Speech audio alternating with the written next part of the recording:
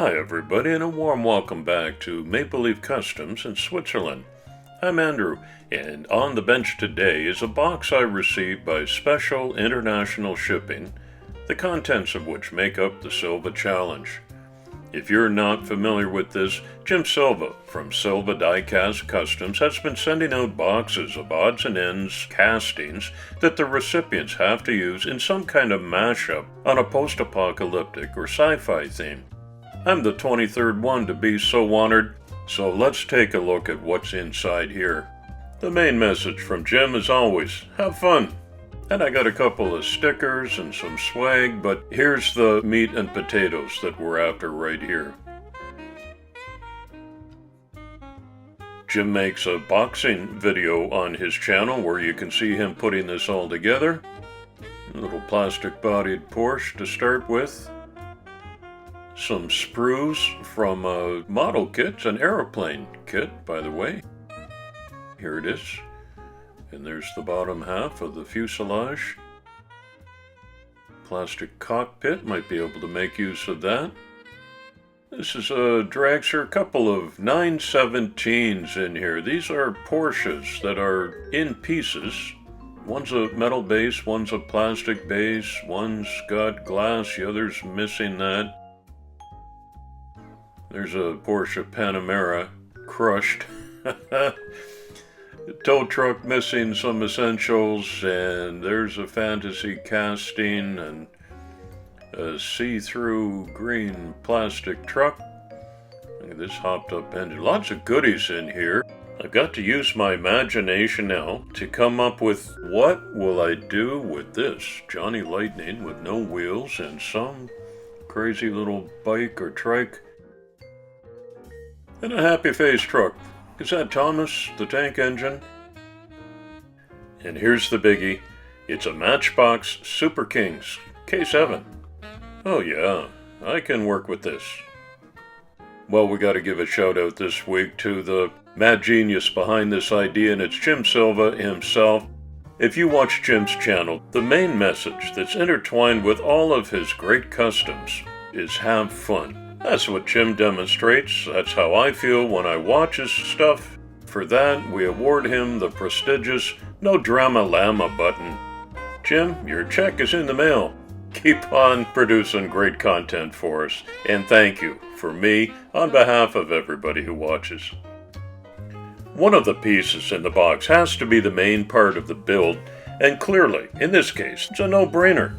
And what could be better than working on a K-7? Working on two of them. I happen to have one too. They're in virtually the same condition, missing the same parts and looking like they've both been chewed by the same dog. This is perfect. I instantly knew what I wanted to do with these. A Super King size version of the Fury Road Gigahorse. This is the one that I mocked up more than a year ago for JDC's Double Trouble Invitational in celebration of the announcement of the coming twins. I'm sure I can do something similar to this. You can watch my Mad Max Fury Road Gigahorse build just by following the link that you see on the screen here. And if you like this kind of video, why not give it a thumbs up and become a new subscriber to Maple Leaf Customs? It's absolutely free. That'd sure help me out, and I'd appreciate it a whole bunch. The strip down of these beasts is the same as any other casting, they're just that much bigger. So out come a combination of plastic pieces, colored glass, and metal pieces as well. After this, I don't really need to keep track of which part belongs with which one. They're interchangeable because these are exactly the same. It's the first time I'm using caustic soda just because of the size of these, so I go down to the laundry room sink and sprinkle in some of these crystals. I don't know how much to use. A little bit more. Oh, check my shorts. That's enough. I got a fan going here too. After some elapsed time, the paint is easily brushed away with my mother-in-law's toothbrush. Now I've got to do some cutting to fit these two together into a K-7 monster, beginning with this lip on the back part of the bottom cap. So I put a burr tool attachment into my Dremel, and that comes away pretty nicely, so now there's no obtrusion in the way.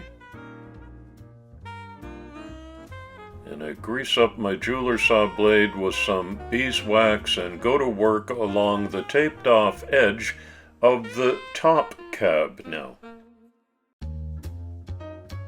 So you can see I've cut away the bottom half, and they're starting to approximate what I want it to look like. I keep going back to the benchmark model for comparison purposes. The chassis is also in the way, so a little more masking tape to mark off the edge, and I will do away with the front axle portion of the upper chassis. I've got a backstory for you. It's the year 2323, and several devastating nuclear wars have rendered what's left of humanity in a near totally annihilated state. In this post-apocalyptic world, the apes have already risen to dominance, discovered the power of speech, and fallen, their greatest legacy having been leaving the ruins of the Statue of Liberty sunken in the sand of a Manhattan beach. The mole people, mutant underground dwellers, also had their moment in the sun, so to speak, before being usurped by the K people. These lawless, marauding mercenaries are the survivors who currently sit atop the food chain, wielding their own form of justice with no accountability.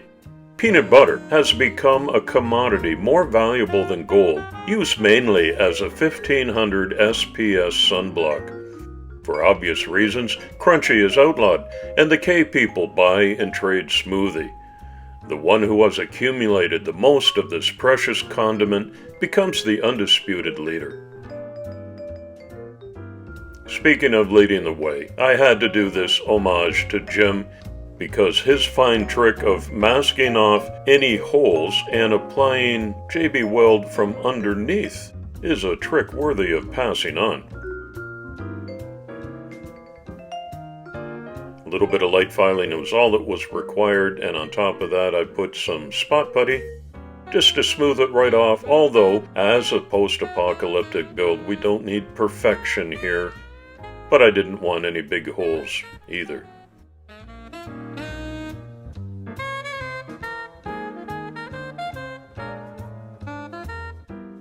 Fusing these two main bodies together created a couple of fitment challenges, the next one being the large one-piece plastic interiors. I had to make a few cuts on the upper one to make it the right size for the now drastically smaller cab. I also decided to remove the gull wing doors from the lower section using brute force instead of finesse. You'll see my plan here in just a moment.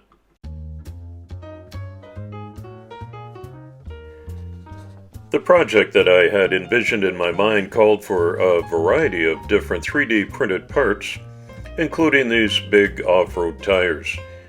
Due to the moon-like global landscape, in this time, all-terrain vehicles have become the transport means of choice, and a line of rough but durable K-trucks have risen to the status of being the most reliable. The K-7 has undergone dozens of transmogrifications, and Immortan K, the ruthless leader of the clan, ordered the construction of what has become the instantly recognizable, unstoppable, and iconic Wastelands war rig, the K-7. It's a highly weaponized assault vehicle capable of running over or through anything in its path. In order to beef it up the way I wanted, I printed these leaf spring suspensions. Whenever you see me using super glue, consider that to be the hobby equivalent of tack welding. But I always move on to applying some baking soda along with the glue for a cement-like bond, as you see I'm doing here.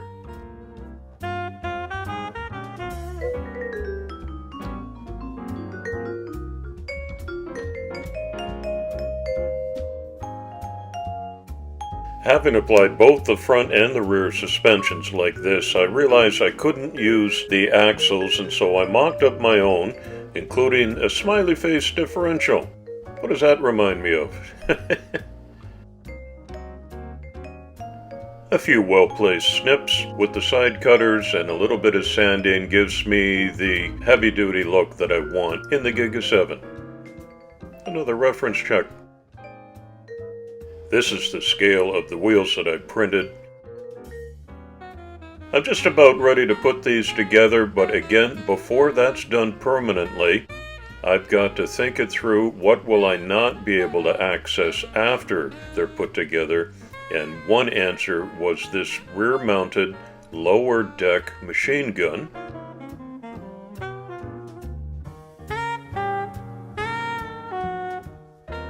"3D printed in fine detail like that."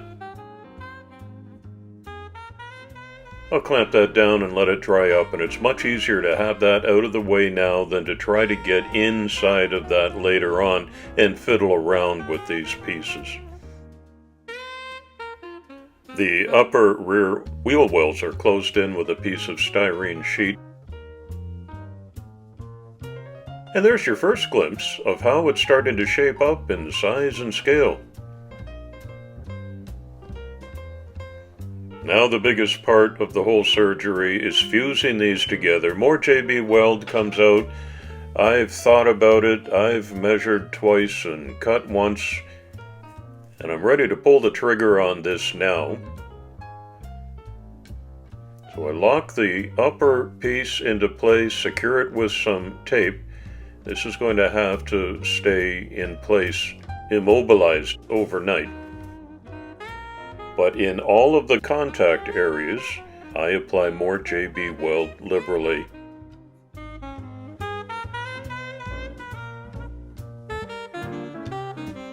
And then it's lights out until about the same time the next day.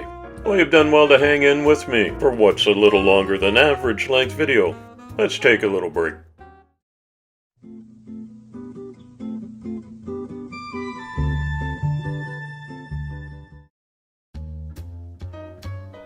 I'm back with a hot, fresh cup of coffee. I hope you are too. And I can unwrap this mummy and see that it is really securely fused together. That was a success. And now the fun part is adding on all of the extras and the accoutrements to make this into the war rig that I've got in my mind. Starting with some of these big side-mounted exhaust stacks, left and right. That's why I took those gull wing doors off in the first place. Look at that. And Jim tossed in this little Mighty Mike trike, what's it called? At first I dismissed it, and then I started turning it over in my hands like this. I said, well, let me take it apart and see what the main metal casting shape is without the glass. It looks like this. And I thought if I just move that 90 degrees onto its back, it would make a cool machine gun turret for the top cab. And as I affix these fuel cells, you can see that I've covered in the gap between the two K-7 castings with some styrene plate and rivets, as well as a riveted bed on the back of the upper deck. Now, I know that Jim just wanted to see me sacrifice a couple of Porsches somehow, somewhere in this project. Ah, the dark heart of man. All right, I'll comply. I take the Panamera that he included in the box. It already was crushed down from the roof a little bit, and I took a hammer and flattened it out even more. And yes, tears were flowing. These will serve as side-mounted armor pieces, such as I've seen on different Pinterest postings, like this one, and also in the comments between Jim and JDC after the boxing video. Hey, good idea. Now I'm at the primer stage, which is blending all of the different metal, plastic, and 3D printed pieces together. I've taped off what I don't want to get affected. My chipping technique today on this large-scale project is just using hairspray. Did you know about this trick? Let the primer dry up real well and then generously apply hairspray all over it. This will be the chipping agent so that whatever top coat of paint I apply will easily chip away. I'm going with the original Matchbox Super Kings K-7 yellow, just for familiarity. Most of this job is with a spray can, once again because of the sheer size of everything.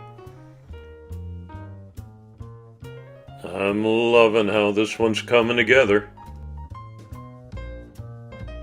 After another long break, I unmasked the windows. Remember, these are vacuum-formed clear windows. I didn't want to get any paint on there or the Porsches on the side that I had prematurely chained in place. And the upper truck bed and the undercarriage were both taped off so as not to receive the yellow. Now watch this. Just with a dry toothpick, lightly run over any edges. You see how the top yellow coat chips away because of the hairspray and reveals the rust primer underneath. It's a very realistic effect. I recommend that to you.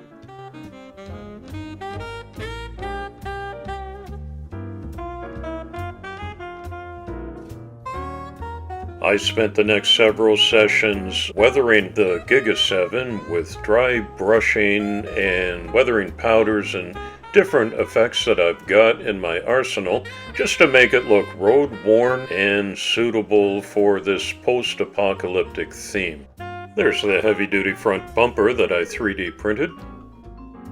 Touch-ups underneath where a little bit of overspray happened. No troubles.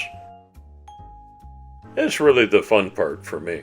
I enjoy these projects where I'm building models and not just doing a wheel swap and a paint job. There's lots of creativity. There's no right or wrong way to do it, so I like that freedom. Have fun, Jim would tell you, and I'm going to echo the same sentiment today. Click on this link if you want to watch my Fury Road War Rig build, which was really my first attempt at a large-scale project like this. I'm going to incorporate some of the same features in the K-7 as I did in the War Rig, although they will remain very distinctive from each other in look and personality. To finish the backstory, you've now seen the two scrap Porsches that serve as side-mounted protective armor secured by chains, and the rear-mounted machine guns that take care of any unfortunate tailgaters. There's a front-mounted Gatling gun housed in a custom turret which eliminates any foes within sight, and 4 Sidewinder missiles can vaporize painted targets far out in front with pinpoint accuracy. These spikes are borrowed from the Fury Road movie franchise. I've seen them on different vehicles, including the War Rig, and I thought they looked great rear-mounted on the K-7. The 3D printed tires set gets several stages of weathering, starting with the steel rims getting painted, rusting and dusting to come. From the plastic airplane model kit, I borrowed these Sidewinder missiles, trying to make use of more of the goodies that you put in the box, Jim. And I thought these ones fit and look dangerous right up front here. I made some homemade decals and applied them in different strategic spots for visual interest. And you can see the concept is coming together. The main payload is this rear upper bed mounted rocket launcher. Its legendary capability is enough to dissuade any would-be challengers. But when the red switch is flipped and the rockets are freed to do what rockets do best, their target or targets instantly become stains on the scorched earth terrain. I'm painting up the business end of them now in bright red. These are not always completely covered by the camo netting for fear factor. You're probably already familiar with World War II bomber art, or the paintings that the Air Force painted on the nose of their bombers or on the missiles themselves. I'm going with this familiar character. Mr. Trouble never hangs around when he hears this mighty sound. Here I come. come to save the day. That means that Mighty Mouse is on the way. Ah, Mighty Mouse, we're in good hands now.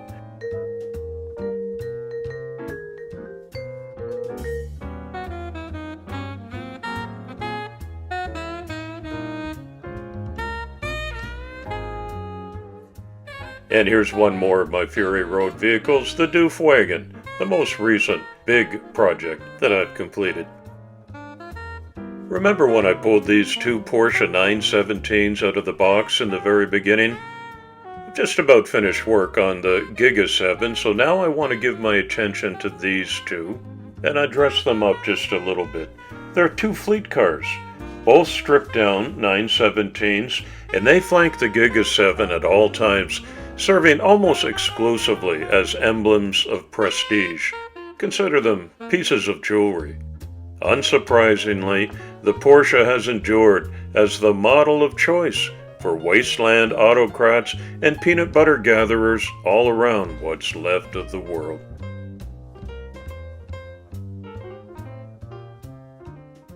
I'm naming these ones K1 and K2.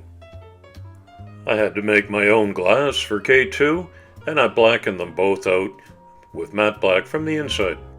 The rear engines are still exposed because the covers have gone AWOL long ago, but I put a couple of steel bars across there and grafted on some rear spoilers that I stole off a couple of indie racers.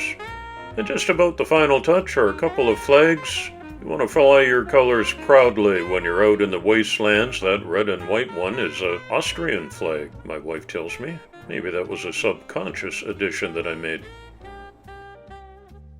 One final application of blackwash. A channel logo on the undercarriage. In go the flags. And the headlights are done with some watered down white acrylic paint. I don't want them to look brilliant on here. And the K-7 is in the can. There's a lot going on here and so much to take in, so I'll pan around from some different angles and you can see what it would be like to follow this or meet it head on the Fury Road.